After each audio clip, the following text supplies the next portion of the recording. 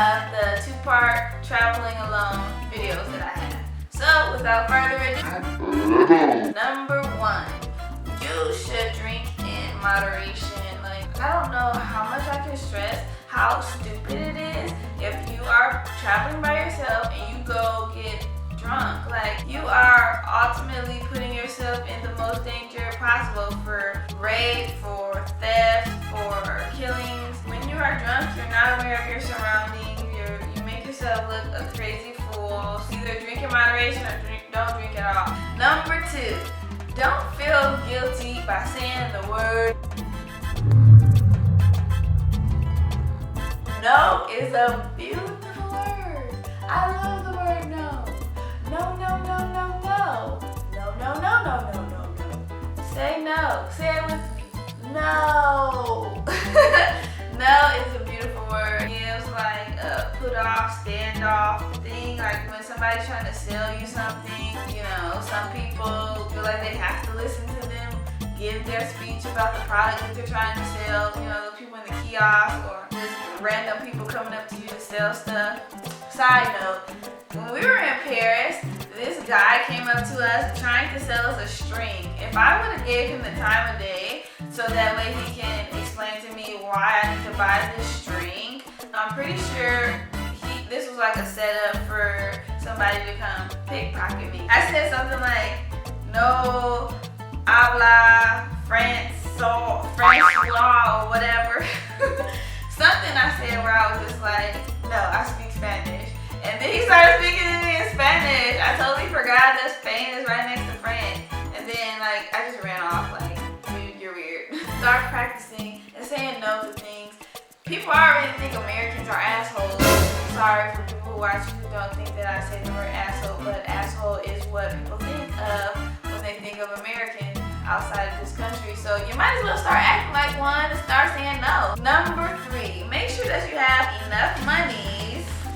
Make sure that you have enough money so that way you can do things like taking taxis instead of walking outside in the middle of the night or walking at night, because that's not safe, especially if you're traveling by yourself. So my suggestion is like whatever your budget is, if you're traveling by yourself, kind of like double that so that way you can have enough of a cushion so you can do things like take taxis at night instead of walking. Number 4, get books like these. They're like city books. It gives you a guide to the city and what's happening in the city, how to take the transit, different museums you can do, different shops, and how to stay safe. It even has like different sections for solo travelers in here. So wherever you're going, you can get these books at like Barnes and Noble, Amazon, or whatever. They're really good, and it gives you like an insight of the city before you are going to that city. So purchase these. I think it's good to be a little bit more prepared for wherever you're traveling if you're traveling by yourself. Number 5, headphones. I love music. I love to listen to music. I love my music, but I also love myself. And if I'm putting in both of my headphones at the same time, I'm actually impairing my hearing from hearing what's going on around me, and therefore I'm not going to be able to defend myself quickly because I'm not going to hear it. So it's best to just either don't listen to music or only listen in one ear, and at least you're halfway prepared if you hear something coming and you can act accordingly. Number 6. This one is a little uncomfortable.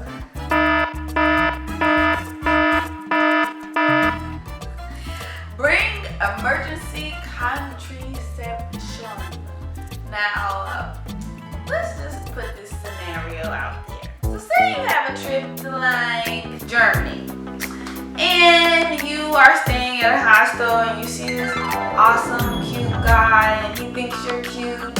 He takes you out on a date, and you guys come back, and you guys have had a couple of drinks, and you guys start getting that feeling of that sexual healing, and y'all go do what y'all do, but for some reason you didn't protect yourself, right?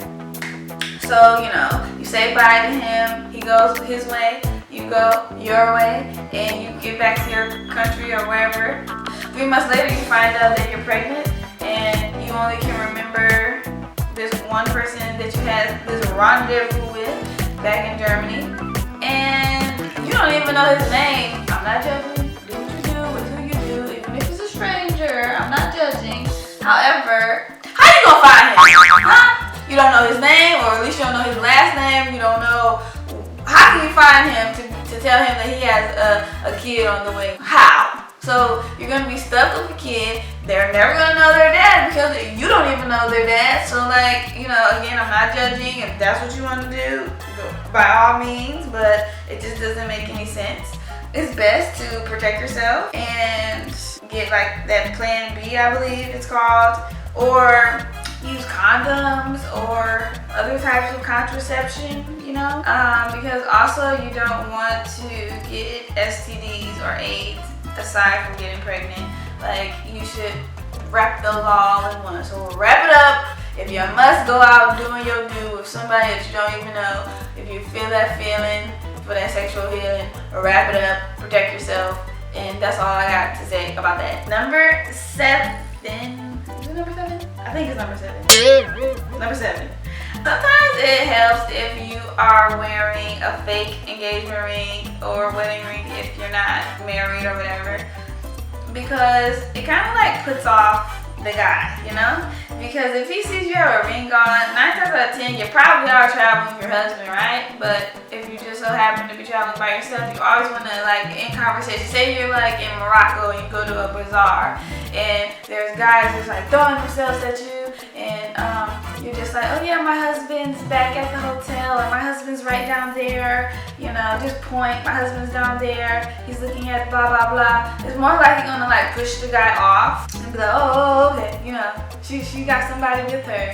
So it's kind of like a safety tip. Now guys, when y'all wear fake rings, I think that kind of like brings girls to you. So I mean, you know.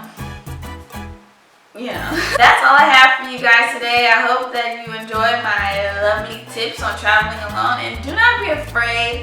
Go out and see the world. Just be more cautious when you are traveling alone. But just because you don't have anybody to go with, that is no reason for you not to go and see the world as you should. So don't forget to subscribe to this channel and go to itraveltogetaway.com to book that solo travel that you are thinking about going. I know you're thinking about doing it right now.